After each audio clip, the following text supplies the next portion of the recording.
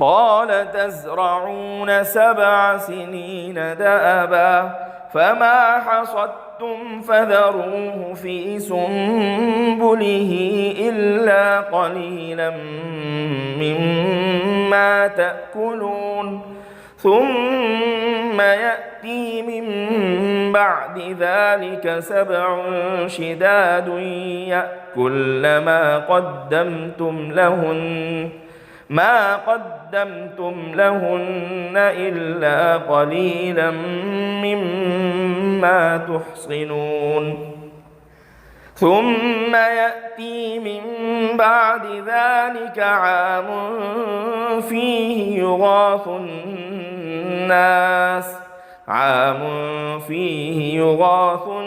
الناس وفيه يعصرون۔ یوسف علیہ السلام نے کہا تم 7 سال مسلسل کاشتکاری کرتے جاؤ، پھر جو فصل کاٹو تو تھوڑی مقدار کھانے کی چھوڑ کر اس کو بالی ہی میں لگا رہنے دو، پھر اس کے بعد 7 سال ایسے سخت آئیں گے جو کچھ تم نے پہلے محفوظ رکھا تھا یہ اسے کھا جائیں گے سوائے تھوڑی مقدار کے جس کو تم بچا کر رکھ چھوڑے ہوں گے۔ اس کے بعد ایک ایسا سال آئے گا جس میں لوگوں پر خوب بارش ہوگی اور وہ اس میں شیرہ بھی نچوڑیں گے۔ یہ آیت کریمہ بہت اہم ہے،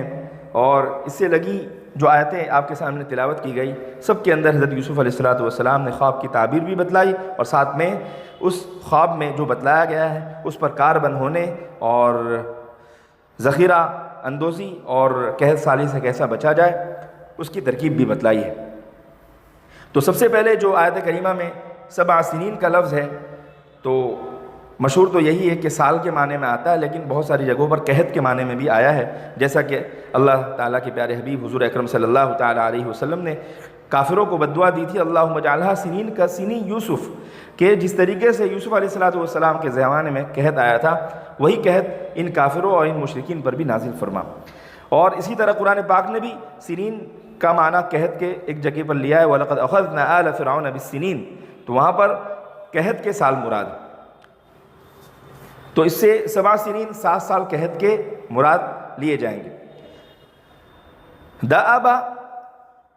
عادت، رسم، دستور اور لگاتار جو چیز چلنے والی رہتی ہے اور جو ہمیشہ ایک ہی حالت پر ہے یا کسی کام میں مسلسل لگے رہنا یہ مراد ہوتا ہے۔ تو اب جب ساقی سے خواب سننے کے بعد حضرت یوسف علیہ السلام نے اس کی تعبیر بیان کرنا شروع کی تو یہی فرمایا تزرعون 7 سنین دأبا، معلوم یہ ہوتا ہے کہ تم کھیتی کرو اور اس طرح کھیتی کرو کہ مسلسل اس پر جمے رہو۔ تو یہاں پر جو صیغہ لایا گیا ہے وہ تو اصل میں خبر دینے کی صورت ہے، لیکن حقیقت میں وہ امر کے معنی میں ہے، تو امر کو بصورت خبر ذکر کرنا یہ ایجاب کے اندر مبالغے کے معنی کو پیدا کرنے کے لیے ہوتا ہے۔ تو تزرعون کے امر کے معنی میں ہونے کی دلیل قول باری تعالیٰ ہے فَذَرُوهُ فِي سُنبُلِهِ۔ دأبا دونوں طریقے سے پڑھا گیا ہے، مطلب یہ ہے کہ تم کھیتی کرو اس حال میں کہ تم اس پر مضبوطی کے ساتھ قائم رہنے والے بن جاؤ، یعنی ابتدائی 7 سالوں میں خوب جم کر کھیتی کرو، اور جو کچھ پیداوار ہو تو اسے بالیوں سے نکالنے کے بجائے بالیوں ہی میں لگا ہوا چھوڑ دو، صرف ضرورت کے بقدر اس میں سے استعمال کرو، بقیہ بالیوں میں لگا ہوا اس لیے چھوڑ دو تاکہ وہ خراب نہ ہو، اس میں گھن وغیرہ نہ لگنے پائے، کیونکہ دانہ جب تک بالیوں میں لگا رہتا ہے خراب ہونے سے محفوظ رہتا ہے۔ پھر اس کے بعد کیا ہوگا ثم يأتي من بعد ذلك 7 شداد يأكلن ما قدمتم لهن إلا قليلا مما تحصنون۔ تو شداد کے معنی ہم سب جانتے ہیں مضبوطی کے ہیں، اس کی جمع اشدہ بھی آتی ہے، شدود بھی آتی ہے، اور یہ شداد یہ شدید کی جمع ہے۔ یہاں پر آیت کریمہ کا مفہوم یہ ہے کہ خوشحالی کے 7 سالوں کے بعد پھر تنگی کے 7 سال آئیں گے، ان میں غلہ وغیرہ کچھ پیدا نہیں ہوگا، اور تنگی کے ان سالوں میں تم اپنا جمع کیا ہوا کھا کر ختم کر ڈالو گے، صرف جو بیج کے طور پر غلہ رہے گا تو تم اسے کھیتوں میں ڈال کر پھر نیا غلہ پیدا کر سکو گے۔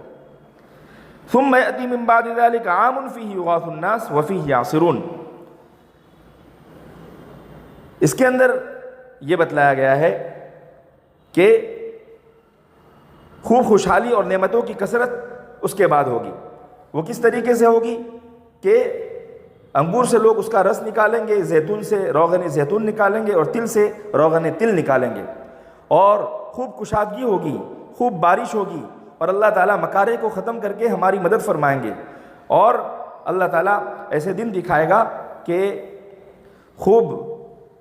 خوشحالی میں لوگ اس طریقے سے مست ہو جائیں گے کہ پچھلے سختیوں کے سالوں کو بھول جائیں گے. اور پھر بعض علماء نے یہاں پر یہ لکھا ہے کہ تم شدت و محن اور قحط سالی سے نجات پا جاؤ گے. یہ تعبیر کیا گیا ہے.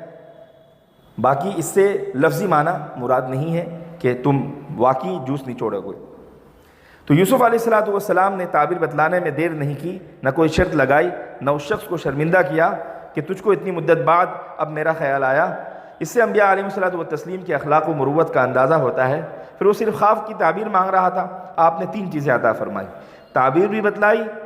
تدبیر بھی بتلائی، تبشیر یعنی بشارت بھی دی. تو آپ کے کلام کا حاصل یہ تھا کہ 7 موٹی تازی گائے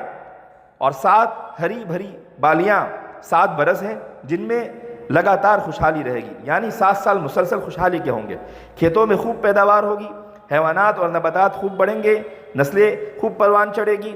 پھر اس کے بعد 7 سال ایسا آئے گا جس میں قحط ہوگا، جس میں سارا پچھلا جمع کیا ہوا جو کچھ تم جمع کیے ہوں گے، اتنا جمع کیا ہوا بھی یہ 7 سال میں تم کھا پی کر ختم کر ڈالو گے. صرف آئندہ بیج بونے کے لیے، نیا فصل تیار کرنے کے لیے، نئی تخم ریزی کرنے کے لیے کچھ تھوڑا سا تمہارے پاس فصل میں سے باقی رہ جائے گا. اور یہ 7 سال جو قحط کے ہوں گے اس سے مراد 7 دبلی گائے اور 7 سوکھی بالیاں ہیں جو موٹی گایوں اور ہری ڈالیوں کو ختم کر دیں گی. تعبیر بتلانے کے دوران حضرت یوسف علیہ السلام نے از راہ شفقت و ہمدردی مخلوق کے لیے آسانی کا معاملہ ہو جائے تو ایک تدبیر بھی تلقین فرما دی کہ پہلے 7 سال میں جو پیداوار ہو اسے بڑی حفاظت کے ساتھ رکھو اور کفایت شعاری سے تم زندگی گزارو. کھانے کے لیے جس قدر غلے کی ضرورت ہو اسے الگ کر لو اور تھوڑا تھوڑا احتیاط کے ساتھ کھاؤ. باقی غلہ اسی فصل میں رہنے دو، اسی بالیوں میں رہنے دو تاکہ اس کے اندر کیڑے وغیرہ نہ پڑ جائے، گھن وغیرہ نہ لگ جائے، بلکہ وہ محفوظ طریقے سے رہ سکے. اور 7 سال تک مسلسل تمہارا جمع کیا ہوا کام آ سکے. بلکہ 7 سال تو انہوں نے جمع کیا اور دوسرے 7 سال کام آئے، تو اس طرح سے 14 سال تک وہ کام آئے. ایسا اگر نہیں کرو گے تو قحط کا مقابلہ کرنا بہت زیادہ دشوار ہو جائے گا. یہ تعبیر اور یہ تدبیر بتلانے کے بعد حضرت یوسف علیہ السلام نے بہت بڑی بشارت بھی سنائی جو غالباً اللہ تعالیٰ کی وحی کے ذریعے ہی آپ کو معلوم ہوئی ہوگی. یعنی 7 سال قحط رہنے کے بعد جو سال آئے گا،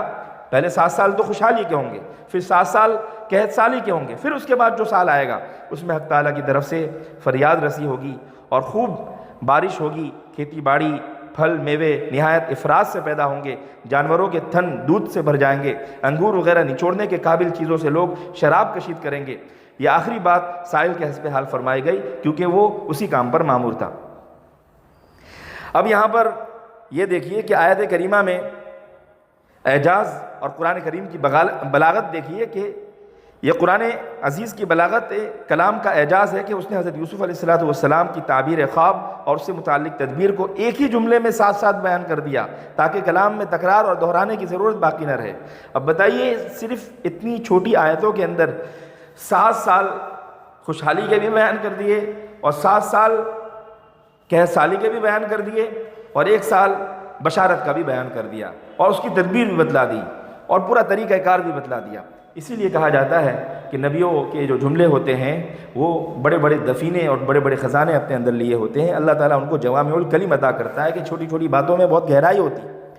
نیز یہاں سے یہ بات بھی ثابت ہوتی ہے کہ کھیتی کو کاٹنے کے بعد اگر دانوں کو بالیوں میں ہی لگا ہوا چھوڑ دیا جائے تو اس میں کیڑے وغیرہ نہیں لگتے، گھن وغیرہ نہیں لگتے اور وہ ضائع ہونے سے محفوظ ہو جاتے ہیں.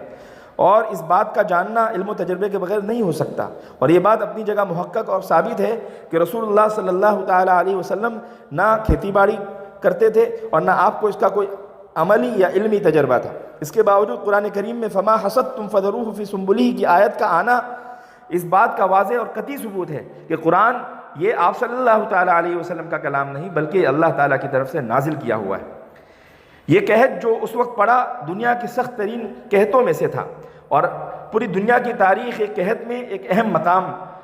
کے لیے یہ والا سال اور یہ والا قحط جانا جاتا ہے. آگے چل کر یہ حدود مصر تک محدود نہ رہا، بلکہ یہ قحط کا معاملہ مصر سے باہر نکل کر حجاز، فلسطین، شام، تمام جو ملے ہوئے ممالک تھے اس کی شدت وہاں تک محسوس کی گئی۔ بلکہ توریت میں تو یہاں تک درج ہے کہ یہ قحط عالمگیر تھا اور ساری دنیا اس مصیبت سے بلبلا اٹھی تھی۔ آیت کریمہ ہے کہ یغاث الناس وفی یاسرون، اس سے یہ بات ثابت ہوتی ہے کہ یہ قحط صرف ملک مصر تک محدود نہیں تھا بلکہ بہت آگے تک بڑھا ہوا تھا۔ حضرت یوسف علیہ السلام کا تخاطب اہل مصر سے چلا آ رہا ہے اور ہر جگہ سیگا جمع کا استعمال کیا جا رہا ہے۔ اس سارے کلام کا تعلق انتظامات قحط سے۔ یہاں پہنچ کر بیک وقت سیگا بدل جاتا ہے اور بجائے مخاطب کے غائب کا سیگا استعمال کیا جاتا ہے، یعنی لوگوں کے لیے بارش یا لوگوں کے لیے فریاد رسی، لوگ شیرہ نچوڑیں گے۔ وہ صاف اشارہ اس طرف ہے کہ قحط کے دور ہونے کا تعلق تنہا مصر والوں سے نہیں بلکہ باہر کے ملکوں سے بھی ہے، اور بارش دنیا کے مختلف علاقوں میں ہوگی۔ تو یہ باتیں لکھی ہوئی ہے، اس سے اندازہ لگایا جا سکتا ہے کہ زندگی آدمی کو کیسی جینی چاہیے۔ جب خوشحالی کے دن ہو تو ایسا نہیں ہے کہ موج مستی میں ساری دولتوں کو، ساری نعمتوں کو آدمی ضائع کر دے، بلکہ کل کے لیے تھوڑا بچا کر رکھے۔ اور جو آدمی اعتدال کی زندگی گزارتا ہے، میانہ روی کے ساتھ رہتا ہے اور وقصد فی مشی کا والی زندگی اختیار کرتا ہے، تو پھر اللہ تعالیٰ اس کی زندگی میں برکت بھی دیتے ہیں اور ہر تدبیر بھی اس کی کارگر ہوتی ہے۔ مزاج کے اندر بھی اعتدال رہتا ہے، ان کے بچوں کی اس گھر میں تربیت بھی اچھے سے ہوتی ہے۔ لیکن جہاں اعتدال نہیں ہوتا، فراوانی دیکھ کر فراوانی والا معاملہ اختیار کیا جاتا ہے اور قحط سالی دیکھ کر آدمی کو غربت کی زندگی کھا جاتی ہے، تو ایسے وقت میں اس کو اپنی نعمتوں کی زندگی کو یاد کرنے کے علاوہ کوئی اور چارہ نہیں رہتا، پھر وہ دن نہیں آ پاتے۔ اس لیے ایک بہترین عقل مند انسان وہ ہے جو اپنے لیے کچھ بچا کر رکھے، اور حدیث پاک کے اندر تو یہاں تک کہا گیا کہ اپنے اولاد کے لیے، اپنے وارثین کے لیے کچھ چھوڑ کر جائے، یعنی ان کو مالدار چھوڑ کر جائے، اتنا مالدار کہ وہ کسی کے سامنے دستے نگر نہ ہو، کسی کے سامنے محتاج نہ ہو۔ اللہ تعالی ہم سب کی حفاظت فرمائے اور اپنی زندگی کو گزارنے کی بہترین تدبیروں میں سے ہمارے لیے ایک بہترین تدبیر کا انتخاب فرما کر ہر معاملے اور ہر قدم پر ہماری رہنمائی فرمائے۔